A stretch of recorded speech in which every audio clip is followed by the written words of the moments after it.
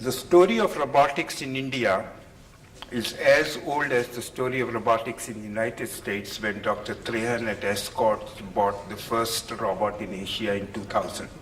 Somehow or the other, we revisited robotics, and the Vattikuti Foundation's effort to robotic surgery in India started with a team from University of Michigan Ross School of Business with India.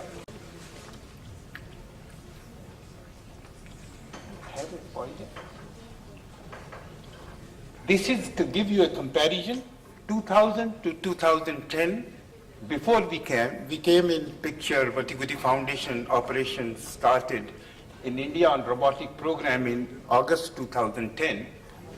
And we had 6 robots here in 10 years. 1,000 patients, in fact, there were 963 patients operated during this period. And specialties were that they started with cardiac surgery and few cases in urology were done.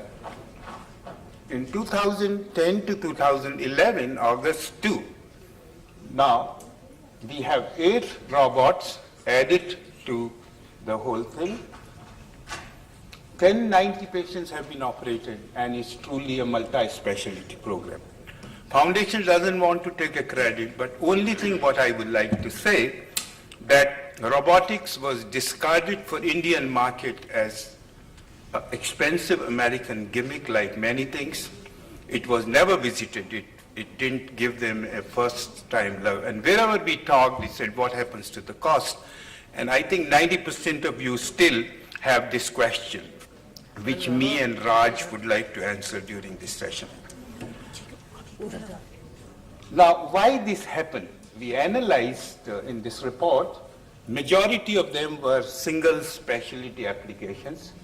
It was a difficult business model because a monopoly company which had put on so much of effort in R&D, and they were at the peak. So there is a very high establishment cost, capital investment. There is a high recurring cost, which is more important for India.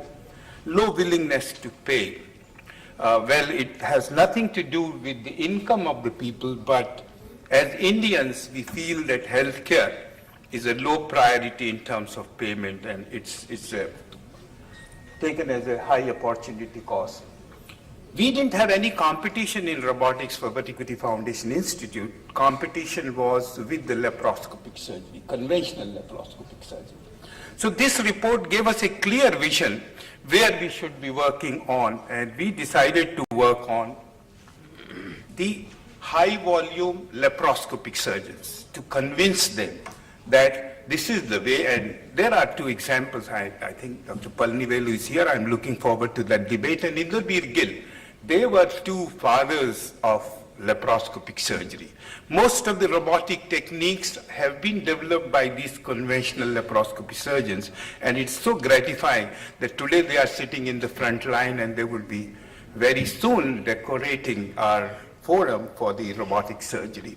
There is a reason for that, and it took no time for the laparoscopy surgeons to understand. Our program basically is a multidisciplinary program. It is a participative model. It is impossible for 2 eminent people to work together, and particularly 2 specialists to work together. And the biggest problem we had to grapple with our Medanta model, because it's not in the mindset. Urology, we took 50 years to make rat holes and thick walls between urology and gynecology and cardiac surgery. To tell them now to demolish these walls and come and sit on a forum was a big challenge. I don't think we had 100% success, but Medanta, you would have seen that 31 people, they lose their identity when they sit in a robotic program. And there is so much of cross-pollination advantage in developing the techniques. So dissolve the specialty identity. Part of and this was done with a purpose, because we wanted an effective utilization of high capital costs. We wanted the robot should do about 600 cases, 24 hours round the clock, and then only we justify duplicating the robot. We never wanted, I'm deadly against a hierarchical model, probably because I work I was privileged to work under people for a very short period in my career. I was always heading, and that's why I hated my role. So we said that there is no logic by putting a urologist as head of the unit, particularly simply because of the chronological years he has gained, because he has no moral right to be supervising the work of a cardiac surgeon or a liver surgeon. So it's a consortial approach. We facilitate the decision making through an administrator, and we do not have a national head. And then we have a strategic. So we didn't want it to be anarchy, so we wanted to objectively monitor the growth of these centers. So we have a Vattikuti strategic management system or balance cards through which we monitor the individual performance, and there is no policeman setting. It's a self-introspection of what you do. If you have more complications, you would be the only person knowing about against the benchmark data you have. There are three major parts of the whole program. Patient care is the base where we want a high class, a complete spectrum of patient care we wanted them to have. That's why these are state-of-art multidisciplinary centers we are aiming at. We are looking at innovation.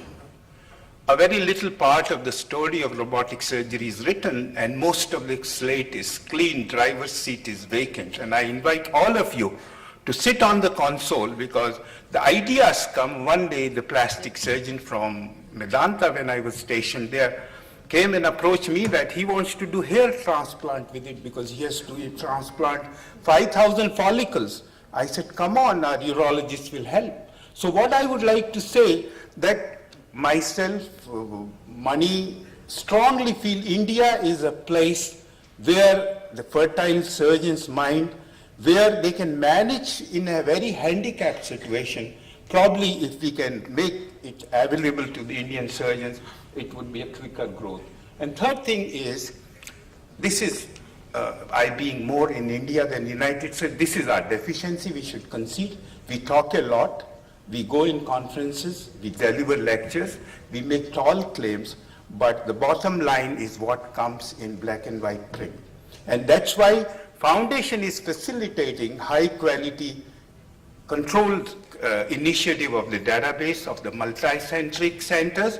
It's a huge investment from the foundation to make quality data which is validated and make this data available to your own center for benchmarking. Let me make it very clear. It is not the monopoly of the Vattikuti co-branded institutions. It is available to any robotic program. Foundation's single objective is to promote robotic surgery or minimally invasive surgery to the path of no surgery.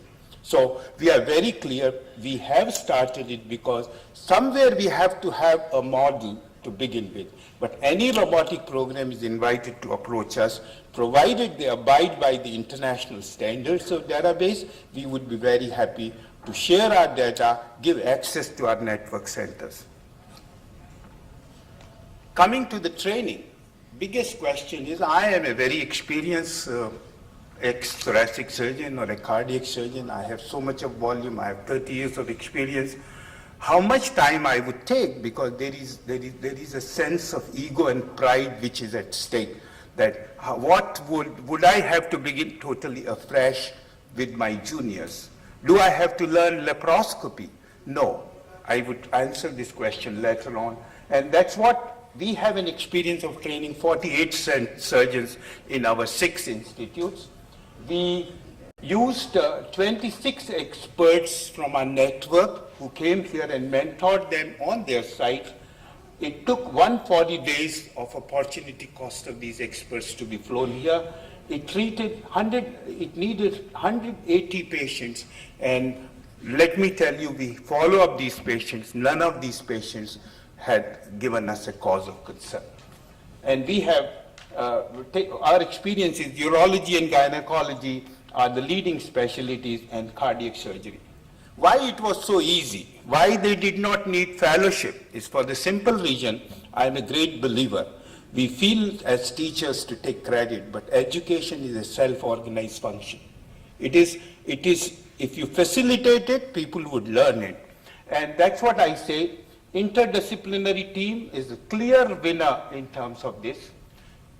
Like Dr. Khan, he really took time from his son's video game to learn hand and eye coordination, problem-specific learning.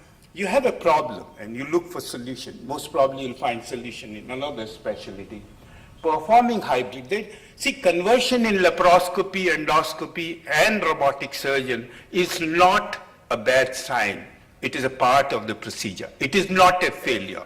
So like liver transplant team is doing, they did 20%, then they did 80%, now they have done 90% of the procedure. That is the way robotic surgery is developed. Do not hesitate to convert them because patient safety is the foremost thing.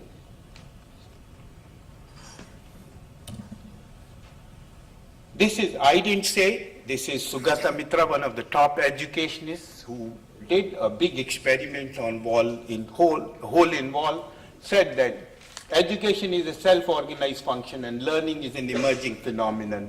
And that's what clearly we have seen in robotic surgery. You could only facilitate learning, you can't teach anybody. You can create an environment, you can mentor him. What else Vattikuti Foundation would do? We want to create an effective network of institutions globally. India happens to be, you may call our weakness or our priority because India is a place we feel that has a great potential. And what we want is initiate a spirit of collaboration by these institutions collaborating and Vattikuti Foundation facilitating as a catalyst for that. You know that University of Michigan has so many patents, and last year they researched that why these patents don't spin off in the market because the scientists and doctors have very little business acumen. And that's why they put a business school component with it to make sure that these patents are given due price, and that's what Vattikuti Foundation wants to do. We do not want to steal anybody's IPR, but we can make sure that you get due to your invention, which most of the surgeons do not.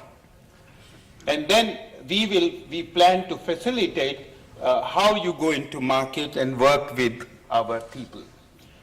Then we leverage the strength of individual faculty and the institution for that. Like I'll tell you, some projects, animal work is much easier. Activists are dormant. Some places, regulatory mechanism is not as rigid as what we have FDAs and all. And that's what we would like to see, that our institutions are globally. Some researcher or principal investigator may be in Aalst, Belgium, the other may be in Saint Raphael in Milan, but they can collaborate with each other, and foundation wants to act as an effective rallying point to facilitate this, including if their design needs funding. Let it be very clear, Vattikuti name is involved in so many things, and businesses, they are known more than the philanthropy, but at the foundation, it is not a business, but we have redefined charity because we want every dollar should be used as a derivative dollar for the benefit of patients. So we don't do business, but we do have a business acumen in order to achieve our objective. So now currently we have first phase is over in 1 year when we are present in all the 6 mega cities of India. Next phase, we had the objective to involve Mr. Ahluwalia to see whether the state government can take care of or the public hospitals can invest in capital investment, and could we work out a business model on the variable cost. Foundation would be interested because that's the focus where it would reach to the last mile or the people directly. And the third phase, we are looking at the creating consortiums and trying to work out and catalyze creation of robotic programs in smaller cities. As I told you in the morning, our objective is the benefit has to reach to a common man. Otherwise, it still is a surgery for the elite people. Of all what I've said, the most important thing is the kind of resource, human resource I'm dealing with. And it is not for the sake of telling, it is our experience that whenever we have find people with commitment, we have been able to do it well. Rest of the things become triviality. And That's what I would say, that when you say that it's not the robot, it's not the money, we are talking about whether you have a real zeal to do it, or it is a Me Too phenomenon, which I say again and again is not going to work until you have a dedication and commitment. Again, everybody would know about the story of a cathedral being made, and for those who know will bear with me for a second, that a cathedral was being made and somebody was sculpting one of the statues, and somebody, passerby, came and asked him, "What are you doing?" He said, "Don't you think that I'm carving a stone?" And the second sculptor, he walked and asked him, "What are you doing?" He said, "I'm making a statue." But the third one is the one I'm looking for, which said, "I'm building a cathedral." So please join me in dissolving your specialty labels and look for patient as the center of problem and see how can you give him the benefit. If you are not convinced, don't do it. I have told on myself that there are many procedures, as you saw, Dr. Berber talked in the morning, that it is your judgment. It is not, we are not here to market intuitive or to promote intuitive. We are here to see what is best for the patient. And whenever you say this is the solution for the patient, there is an element of bias. We always have to be judicious in finding right modality for right problem. Thank you very much.